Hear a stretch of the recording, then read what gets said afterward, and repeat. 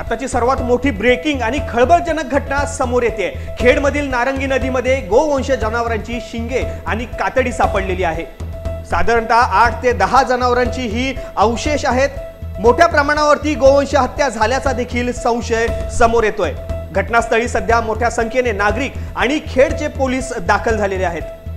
रत्नागिरी जिल्ह्यातल्या खेडमधील नारंगी नदीमध्ये गोवंश जनावरांची शिंगे आणि कातडी निदर्शनास आल्यामुळे एकच खळबळ उडाली आहे। त्यामुळे मोठ्या प्रमाणावरती गोवंश हत्या झाल्याचा संशय आता व्यक्त केला जात आहे। या घटनेची माहिती मिळताच खेड पोलीस घटनास्थळी दाखल झाले असून पुढील तपास खेड पोलीस करत आहेत। साधारणतः नदीमध्ये 8 ते 10 जनावरांची ही अवशेष सापडलेले आहेत। मोठ्या प्रमाणावरती सध्या गोवंश हत्या झाल्याचा संशय व्यक्त केला जात आहे। त्या ठिकाणी मोठ्या प्रमाणावरती पोलिसांचा फौजफाटा आता तैनात झालेला आहे।